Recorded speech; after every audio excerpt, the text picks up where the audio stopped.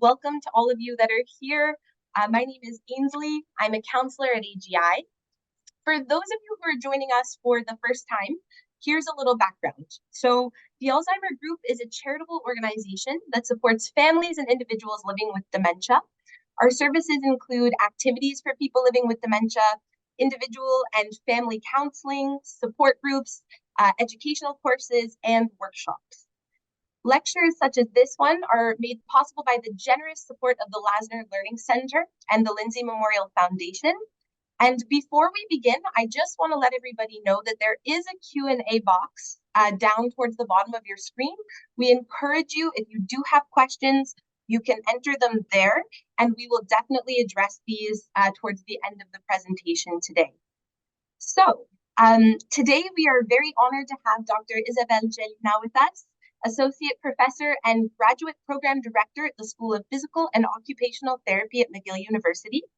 Dr. Gélinas is a researcher at the Center for Interdisciplinary Research and Rehabilitation in Montreal. Her research program focuses primarily on issues related to different forms of transportation mobility, including driving, to enable community participation for adults with disabilities and older adults. She is working in close collaboration with different partners, including clinicians and researchers at an international level, to develop evidence-based approaches that are clinically relevant. She has also developed a web-based graduate certificate program on driving rehabilitation. So a very warm welcome, Dr. Gélinas. We're very, very appreciative of your time today, and we thank you for being with us. I'll hand the floor over to you. Thank you. It is such a pleasure for me to be here with all of you, and thank you for the invitation to discuss such an important topic. I'm going to share my screen right now. I have a PowerPoint presentation, and I'll be happy to welcome any questions that you may have. Let me see if I'm able to do this correctly. I'm just going to redo it just to make sure it's all okay. Not sure what's happening. Okay. Let me do again. I'm sorry about that.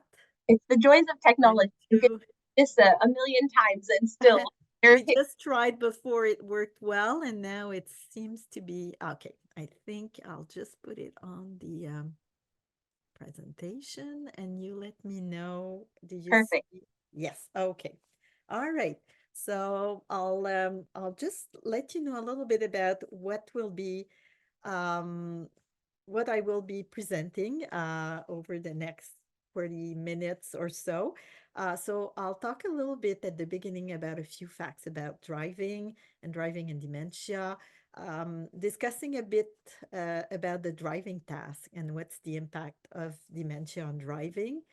And I'll also talk about some warning signs and how to proceed when you see those warning signs.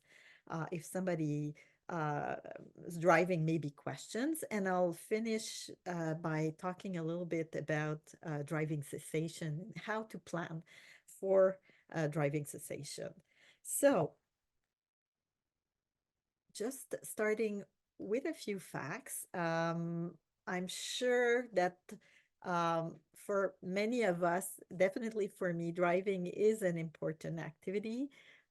It is very important to be able to get to where we need to go, either for needed activities like doing groceries, going to appointments, but also for different types of leisure volunteer activities. So it is a very important activity of daily living for participation, for quality of life.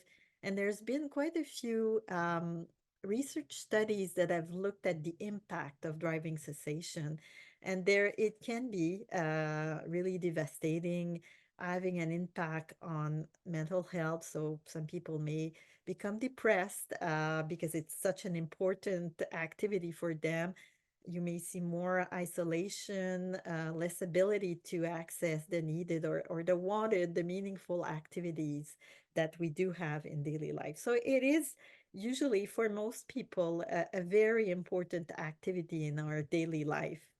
A few information in terms of what are the trends in terms of driving in older adults. There's been several surveys that have asked seniors about their transportation modes, and without any surprise, the automobile or the car is the most preferred mode of transportation that was identified by seniors. And we know that the older drivers, older adults population is increasing rapidly, and it is also the case for driving. Some stats show that about 75% of people age 65 and over in Canada are drivers, 82% in the States, and it's estimated that this number will grow to even 85% in the year 2028. And what we do see also is that many older drivers continue to drive well into their 80s. So it's not just for the younger age group, but also in the older age group, we do see and we expect an increase in terms of the number of older drivers. I'll continue just on a few facts because that's something we often hear about in the news or that's talked about. What are the facts in terms of crashes? And the first diagram that you have at the top shows the number of crashes here per age group, so increasing age group. And when we look at increase in crash per age, we see that there is a decline. Not surprisingly, in the younger age group, we do hear that a lot. There are higher numbers of crashes. The only thing is that this representation is not completely accurate because it does not take into account how frequently we drive. If we drive more often, we're more liable to get into accident and crashes, while if we drive less often, we're less exposed to that. So it tints the what we can see in terms of crashes. So the middle graph really represent the crash rates, but taking into account the miles, these are US statistics, or the kilometers driven per age group. But the same curve is applicable to Canada as well, and other countries as well. But what we do tend to see then, when we take into account how often people drive, is that it's kind of a U-shaped curve. So we do still see with the younger age group an increase a rate of crashes, but we do see an increase also occurring in the 70-year and over age groups. So a slight increase also in terms of crashes. And when we look the bottom diagram at fatal crashes, we do see a little bit of that also U-shaped curve, which is explainable because as we age, we become more frail. So when we're involved in crashes, there are more fatalities that occur with respect to that. So having said that, I just want to though mention that it's not age alone that is the factor that determines whether a person is safe or not. And the increase in number of crashes that I showed in the last slide, it's not due to age alone, but it's more due to the fact that, and we all know that with age, we all have different changes that occur in our body. We may have more health issues alongside more commonly than in the younger age group. So it's more the medical aspects really that are often linked with aging that have an impact on the accident rates, and it's not the age alone. So it's really the medical issue. And today we'll be talking more specifically about persons who have dementias or starting to get some changes in their age, in their cognitive status. So in terms of a few facts, again, more in linked with dementia, we do in some statistics from 2009, it was estimated that there was about 28% of the Canadians age 65 and over that had a dementia and also a driving license. And some studies report that there's an increased risks of accident from 2 to 8, um, the higher risk for individuals that are diagnosed with dementia. And it's there is a range because, as we know, there are different stages of dementia. So there are earlier stages and also later stages. So the risks of accident will change depending on the level or the stages of the dementia. Some studies tend to show that following onset of dementia, the risk of accident may double every 5 years. So there are increased risk, and also as the condition deteriorates. What studies do show is that it is clear that individuals who have a moderate to severe dementia are unsafe to drive. They shouldn't be driving.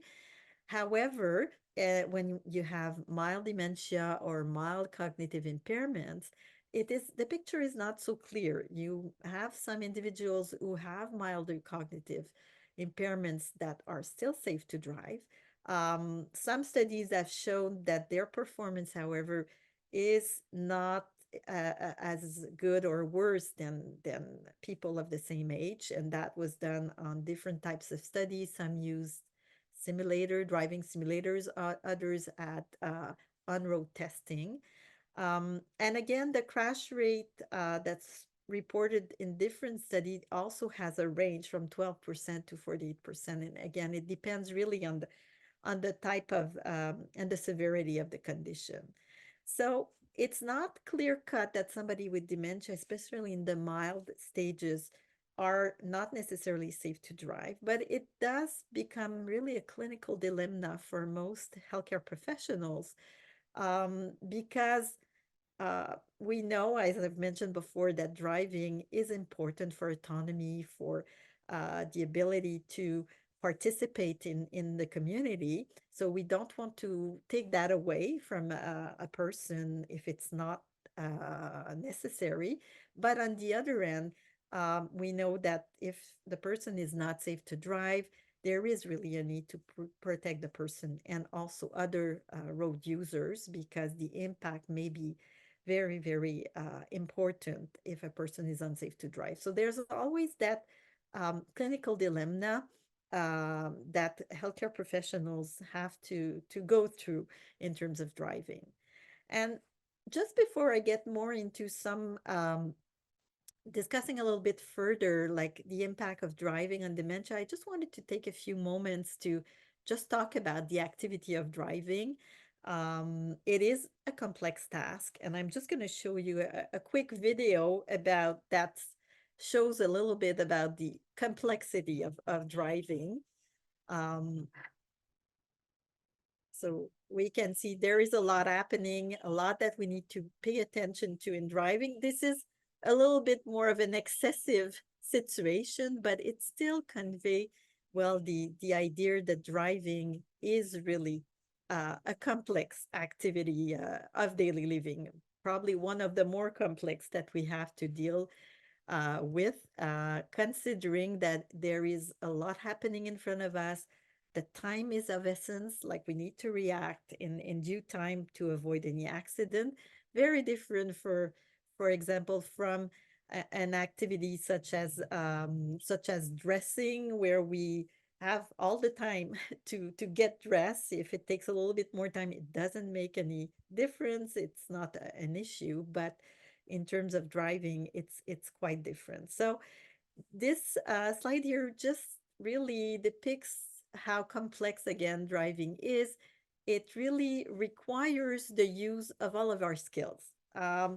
It requires the use, and if you put yourself behind the wheel, just thinking about some of the skills that we need to drive, if we go with some of the more motor skills, sensory motor skills, we do need to have enough strength, enough range of motion, ability to turn the steering wheel, enough strength and coordination of our legs to go from the accelerator to the brake. We need to have some sensory skills too in our even our legs or in our fingers For example, when you drive, you don't look at your feet, you look straight ahead. So you need to have a good sense of the pedal and to put the right pressure on the pedal in terms of your legs. So it requires quite a bit of motor sensitive sensory skills to drive. Sensation perception, we know that vision is key to driving. The majority of the information that we get from our environment when we drive comes from our vision. So it is a key skill in terms of driving. We rely also on our audition. We hear what's happening around us. When we drive, we may hear somebody that used the horn if we're not doing something that may cause an accident. So we rely a lot on our sensory abilities. We also rely on perception, and I'll illustrate that in a minute. But we really need to get the information in the environment and make sense of it, so that we can actually take the right decision in terms of driving. So we need also, in terms of cognition, we need to be attentive to be able to select the right information. There's a lot happening, but not everything is important on the road, and I'll come back to that. So we need to be able to determine what's important to make the right decision. We need to have a good enough memory to remember where we're going to, or to remember our route. Be able to also monitor our emotions. If somebody cuts in front of us, we need to be able to not take actions that could be detrimental. So there is a lot of our skills that we need to use when driving. And in the middle, there's the awareness. So it is crucial. We need to be aware of what's happening around us.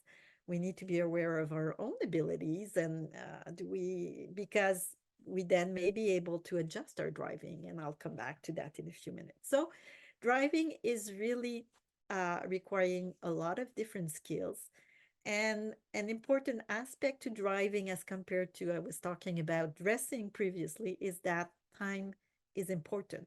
We need to react quickly to what's happening in front of us. And that's really an important skill that we need to take into account. I'm just going to illustrate a little bit what I was talking about previously. You have here a driving scene. Um, if you can just think about what would be important, there's lots here in front of us, but there are key information that we need to take it into account here. And if we are not able to have the attention to pick out what's important, or if our perceptions are a little bit distorted, sometimes here, for example, we have the stop sign that's here. Some people will have difficulty identifying the stop sign because there's too many information in front of them. But also sometimes they may have difficulty perceiving the stop sign because in the back there is a red brick house. So the perception to be able to get that information, for some people, because of a medical condition such as a dementia, may have difficulty finding the stop sign, and then also identifying it, make sense of it, because it's in front of a red brick house. Here again is another driving scenario that we are confronted with oftentimes. There are also quite a bit of information, but I'm not sure if you can pick out here. We have, and I'll bring us closer, we have a stop sign that's partially hidden by a bus sign. And this is another ability that we have that we don't think about, but some people with dementia may have difficulty understanding that this is a stop sign if they don't see the full stop sign. And there is again, we're closer if there's a bus sign in front of it. So again, it's the ability to perceive, to be able to be attentive to what's important in front of us. Another important skills is to be able to also anticipate what may be happening and take the right decision. Here, for example, you have a truck that has the red lights. We don't hear the sound, but there would be a beeping sound as well. And the truck is going to be backing up in in our lane. So we have to be able to understand what's happening, make sense of this, and be anticipating that it's going to be happening. And this allows us to determine whether we should continue to drive because we have the time, or whether we should slow down because the truck is going to be backing up in front of us. So these are all important abilities that we need, and we make use. We don't oftentimes we don't necessarily realize that we use all of these skills, but they're really important. And that's the question I'm asking here: is driving a consistently demanding task? Well, it is not, and thank God, because we would be so tired when we get back home after driving. A large portion of the driving task is done at the subconscious level. And I don't know if that happened to you, but for example, if you're driving home from a friend's or a relative's house and you don't remember that you did the stop signs or the lights because you're so used to doing that route that you probably did it, but it's not something that you realize. You're using a lot of your automatic behaviors.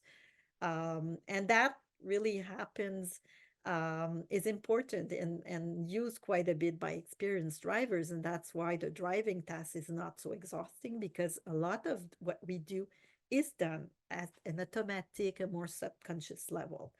However, driving is not routine activity.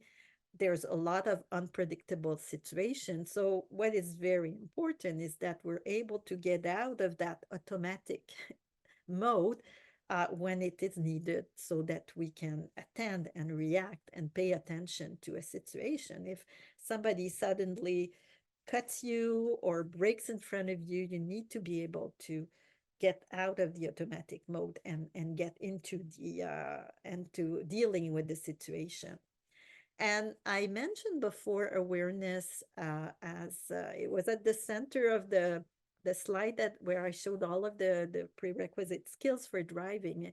It is really a key ability and also a key indicator in terms of someone's ability to really be a safe driver. It's very, very important to be able to be aware of what's happening in our surroundings, and to be able then to judge what would be the appropriate situation, like the truck that was backing up, the example that I gave previously. If you're aware of this, you're going to be able to make a good decision. And but if you're not aware of these situations, then that makes you much more at risk. And the other awareness level that is important is for drivers to be aware of their own strengths and limitations. And that's if you're aware that you're a bit slower, or you're not seeing as well at night, then you will make decisions. Maybe you're going to leave more distance with the car ahead of you, or you won't get into a situation where there's a lot of traffic. You'll avoid rush hour. Or if you're not seeing as well at night, you might not drive at night, or ask somebody to drive you, or take alternate ways to do things. So that's why previously I was mentioning age alone is not just a factor. If we're aware of the changes, which normally occurs, and are able to adjust, then we can remain a safe driver for a longer period of time. So just want to give you a little bit of a few example of how age may affect safe driving. Vision is an important skill that we discussed before. And with age, there may be some more, we may be more having difficulty when there is glare, as I was mentioning, seeing in the dark. Contrast sensitivity, like the example that is showed here, when there is rain, when there is even down the darkness that is coming, there may be more difficulty. People may have more difficulty seeing the contrast, having such as sharp contrast as when it's full day, for example. Some people may have more difficulty scanning the environment, so finding what's important in their environment. In terms of physical skills, um, we may feel weaker or more stiff. There may be some pain due to some medical condition, or we may move more slowly with aging. So these are normal things that may affect our driving. And if we have a medical condition on top of just the normal aging process, that may make this even more problematic. And then if we move on to more what we call the cognitive skills, there may be difficulty remembering things, more difficulty with more complex situation while driving. For example, if we're coming to a crossroad and there are four-way stop sign and you're coming at the same time as other cars, like knowing who has the priority, this is more complex and that may be more difficult with aging, but mostly if there are some medical conditions such as a dementia. If there are lots of distraction, that may even also become more difficult. Um, Reaction time, I was mentioning that driving is really relies a lot on time, and reaction time is really a key skills for driving. And as we age or with certain medical conditions such as dementia, it may become more difficult to react quickly to different situations. So, as I was mentioning, many people realize that there are some changes that occur, and many older drivers are able to use what we call self-regulatory behavior. So uh, to do things in order to compensate for these changes, to modify your behavior so that you can still stay a safe driver. But again, you need to be aware of what are some of these changes. But what we do know is that older drivers tend to take less risk than compared to the younger drivers. For example, I've talked about automatism activities, which in senior drivers who have driving experience is very, very useful and is kept. And then the ability to use compensatory strategies, so avoiding risky situation, or for example, using different strategies to compensate. So maybe not using a different route if there's one route that has too much traffic, or a lot of construction. So there's different, or keeping distances with the car in front. So these are different compensatory strategies that many people use automatically because they're aware of these changes, and can keep driving safely. Just want to highlight some of the situation that are, and based on different research, where we do see that older drivers tend to have a more accident, and these include more complex situation. So when we change lane, when we're performing left unprotected turn, so we have to turn left, for example, at a light, but there's not an arrow or a flashing green light to give us priority. So we need to decide when is the appropriate time to go. Different intersection, as I was mentioning, like four-way intersection are more complex, for example. What we do see also in different studies is that older drivers have a tendency to run over red light or stop sign, and the complex situation. But what is good is that older drivers tend to take less risks. So that's a good thing. If we look now more with drivers who have a dementia, with which we do tend to see more, is drivers that drive more slowly, um, people that tend to drift in adjacent light, or to brake suddenly without any really given situation, which makes the person at risk of rear ending, for example, for accident. Uh, we do see some missed stop sign or lights. Something also that we do tend to see is stopping at a green light. So not being able to understand the lights and their colors, and to stop because you see that there's a light in front. Um, then left non-protected turn, lane change, and merging, all of these complex situations are also more difficult. You may see also drivers that tend to get lost more easily, not remembering, difficulty in orienting yourself in if you're going in unfamiliar environment, and sometimes later on in familiar environment, even closer to home, having more collision or near misses. Also, hearing more honking from other drivers because they may have like behaviors drifting a little bit in lanes, or some behaviors that irritate other drivers. Or sometimes, if you see that the person needs a co-pilot, so somebody to tell them to turn right or left or where to go, that's something also that we tend to see more with people who have a dementia. Now, in terms of medical guidelines, what are they telling us in terms of driving and dementia? What definitely is clear is that a diagnosis of dementia is not sufficient to remove a driving privilege. But, however, individuals who have moderate to severe dementia should not be driving. It's less clear for people who have mild dementia because some people may still be able to drive safely.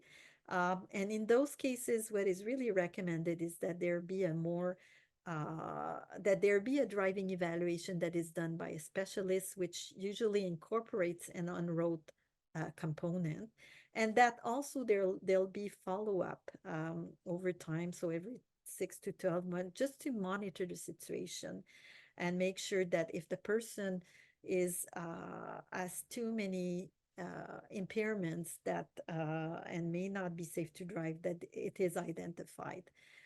What we know, and that why it is such a challenge for a healthcare professional to deal with the situation, is that we do not have the magic test that tells us whether a person is fit or not fit to drive. It's really by using a combination of different tests that we are able to make a recommendation. One test or cognitive tests are not sufficient.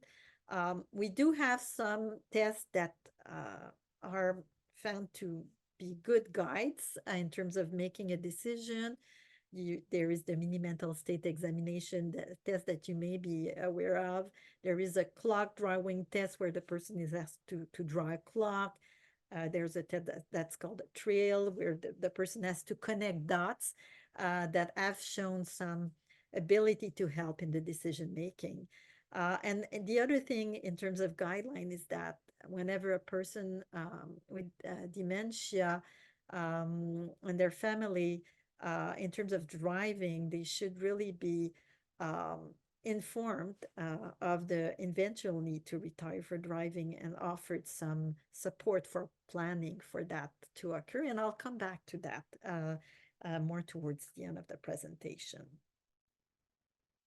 So some warning signs, if you to watch for in terms of driving, that may really uh, draw a red flag and may indicate that there's a need to do something.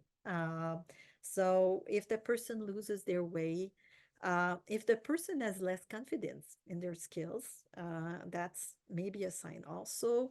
If you notice other drivers that honk at the person, if the person misses stop sign or traffic light, if they mix up the gas and brake pedals, problems with more complex situations such as lane change, merging into traffic. If there's a lot of minor accident or traffic that are happening, that may be also a sign.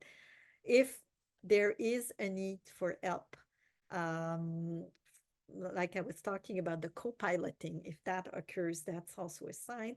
And oftentimes family and friends are the ones who first notice, because they go in with the person in the car, and if they refuse to get in the car, or if they notice things happening, it's really also a warning sign that something needs to be done. And if this happens, it's really important that the concerns be shared with the family member. It's always good to involve supportive family members or friend if appropriate. It's never an easy discussion to have with a loved one if we see that they're not or there seem to be issues with driving because it's oftentimes a sensitive issue. So sometimes if you can have family members or supporting people around, it helps. Um, Associations such as AGI or Alzheimer Association often have also resources that they can provide you. Definitely talking with your doctor or a healthcare professional is important. And there's also specialized services such as occupational therapists or certified driver rehab specialists that can definitely be consulted and assist in terms of helping identifying if there is an issue with driving.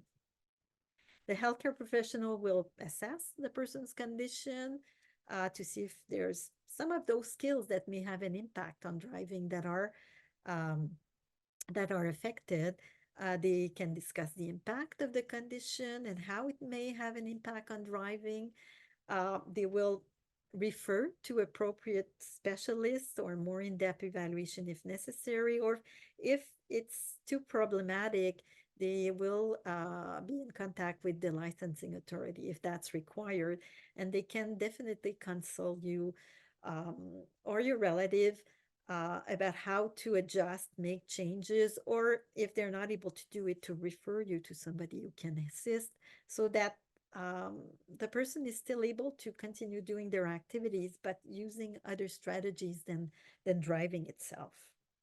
I'm just going to go very quickly, just if you're consulting a healthcare professional, some of the things that they may do in terms of assessing driving. So usually it's going to start with a screening just to see whether there may be some issues with some of the skills needed for driving. So they may ask specific question or do observation as to whether the person has a car, whether the person has a valid driver license, whether they're still driving, and they'll take information on driving history and current driving behavior, like how often, how long have you been driving, the type of car, why are you driving, where are you going to, how often, for example.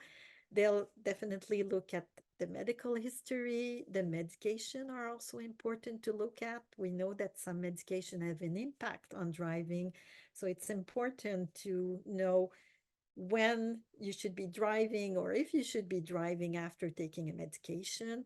They will assess vision, perception, they will assess cognition, the motor ability through different tests to see whether some of these skills are affected and whether there's a need to refer. This is a good tool that is available, and I can leave the reference with the people from AGI, but it's called the Driving and Dementia Toolkit. It has information on dementia and driving. It describes the assessment process and also provides some tips on what to do in terms of and resources if there is a problematic situation. For example, this is an example of a chart in the tool that really shows some of the actions to take depending on the screening that is done. If the person is appeared to be safe, then it's really a matter of following up to make sure that the person keeps being safe. If on the other end, the screening shows that there are major issues, then there may be like there will need to be steps to inform the person to stop driving, notifying the regulatory bodies, and what to do in terms of follow-up to counsel and to help the person keep being active in their community. But in the sometimes we're not sure. Like there are some aspects, some abilities that seems to be um, impaired, but we're not too sure whether it's going to have an impact or driving or not. And that's when the doctor or the healthcare professional will refer for further, more in-depth assessment, usually in driving programs with an occupational therapist, where they will be doing on-road assessment and go a little bit further to see whether the person can still drive or whether there would be a need to cease driving. And the more comprehensive driving assessment, this is just to give you a few. a few ideas. There's usually two a piece to the assessment, and in office part where there's going to be a evaluation of the ability, motor ability, the vision, the cognition, and then it's followed by an on-road assessment in a car with a driving instructor that has safety controls to go on routes, different routes from more local residential to a higher density in traffic to see how the person is able to actually drive. And based on that, the professional will make recommendations to the licensing authority in terms of driving ability. So now to conclude, I'd like to go a little bit into what happens if your loved one needs to stop driving. So in terms of driving cessation, and let's face it, we will all need to retire from driving at some point in our life. It's better if we do it and we're part of the decision and we agree to it. Sometimes we don't. Our loved ones don't agree to it because it comes more suddenly, it's unexpected.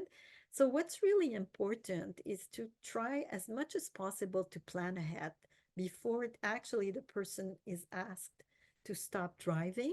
So, for example, when we have a diagnosis of a dementia, we know that there will be changes down the line. So it's good from the onset to actually start planning for the time when we'll need to stop driving.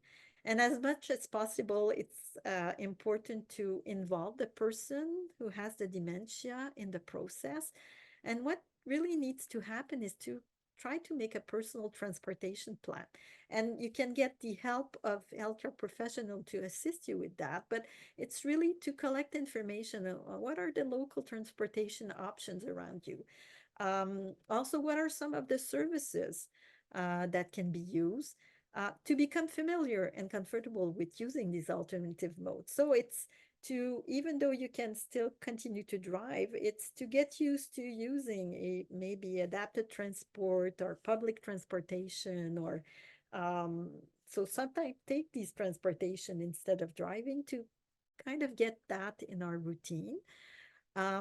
Explore what family members and friends can help with, although being very, very cognizant that it's important not to overload our family members and friends, but sometimes they will be willing or happy to assist with some things. And also investigate activities that can be accessed through other means than transportation. We know now with internet and with delivery system, it's possible to just order for our grocery or pharmacy. So there are quite a lot of things that can be accessed in other ways. So it's getting more familiar with these can be really helpful.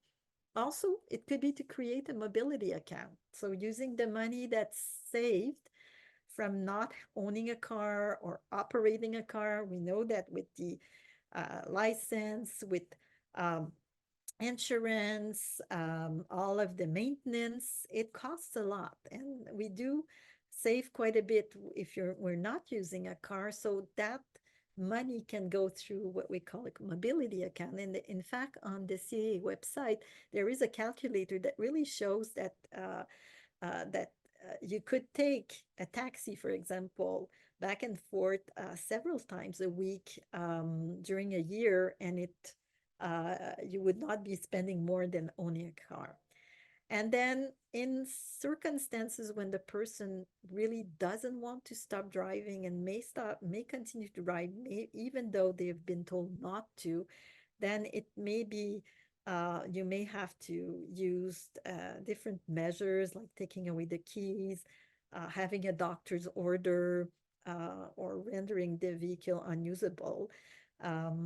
It's in really circumstances where there's no choice, but the best thing is really for the person to be part of the decision-making process and part of this. It's a difficult situation having those discussions for family members with a loved one that needs to stop driving is difficult. Or if you're seeing some if you're concerned with what you see in terms of driving, it is important to initiate a dialogue. And as I was mentioning before, if you feel that you don't feel up to it on your own, you could involve significant family members or also a professional, the doctor, to be part of the discussion. It's important in the discussion to reinforce what are some of the directive from the doctor, the impact, demonstrate also, of course, understanding and empathy, because it is a difficult situation and the person may be sad or angry about it. Um, Important to stress the positive while offering alternatives so that you can still go to the activities, but through different ways, different means. And definitely something that is always important to offer and reform support, unconditional love, um, address the resistance, like knowing that, yes, it is a difficult situation, but offering support, appealing to the person's sense of responsibility, highlighting what are some of the potential risks for them, but for also others, even their loved ones, if they do go on the road. It's important to be firm, supportive but firm, and definitely to get some help and not to blame yourself if the conversation doesn't go well, but to get help. And in some instances, as I was saying, it may be necessary to take away the key or disable the car if there are no other solution. This is a very a recent resource for you, that it is for the person with dementia, as you can see on this slide, for family members, even for healthcare professionals, that really goes through all of the different aspects that explain things, offer different tools. So it's really a resource that I recommend that you go to if you have any questions, or if you want to have any answers to some of your question. It's really well done. And it was based on research, but also done with people with dementia and their family members. So really an important resource. There are other resources. I've mentioned the Driving and Dementia Toolkit. And then I can leave those resources with the AGIs for you to have. And I understand that this presentation is also recorded so that that you may have this information. So I think I will stop there. And I thank you for your attention, and I'm happy to answer any questions. Perfect. Thank you so much, first of all, Dr. Gélinas.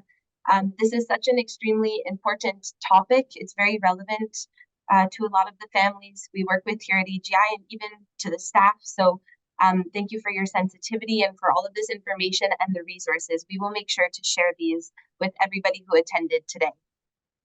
I do have a question. I think many of them were answered during the presentation, but this one in specific, I'll just read it out to you. It says, is there an anonymous way to advise or signal an organization if there is concern for a driver? Yes. Yes, I mean, you can do a reporting to the, for example, here, the licensing authority. So here it would be the Société d'assurance automobile du Québec, the SAC.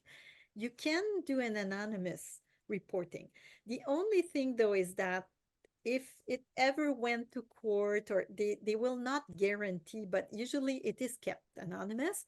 But in extreme situation, if there was a court appeal or something like that, it's not guaranteed.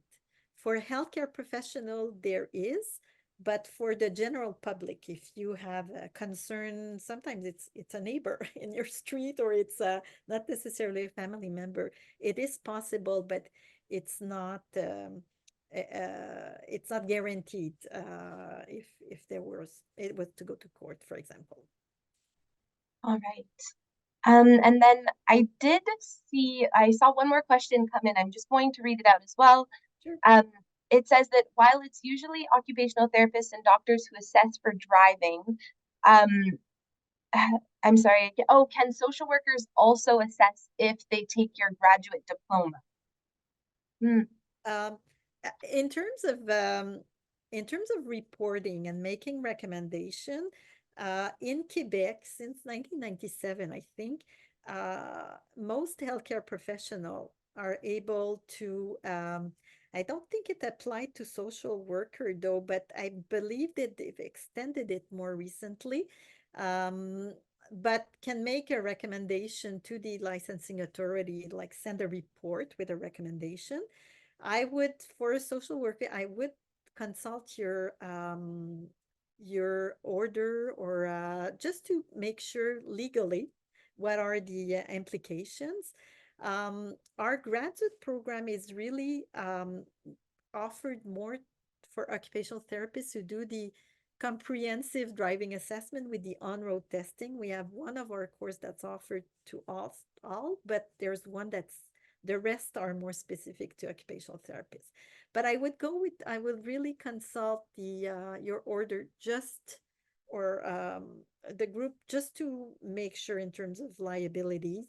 But I believe that you're part of the group now. It wasn't initially, but I'm not 100% sure. Perfect. Thank you so much. All right. Well, I just want to, once again, I want to thank everybody who attended today. We're going to make sure that everyone receives the resources that Dr. Gélinas has shared with us. And Dr. Gélinas, again, it was an honor, a pleasure to have you. I wish everybody a lovely afternoon. Stay warm and stay safe out there. All right. Take care. Bye. Bye-bye.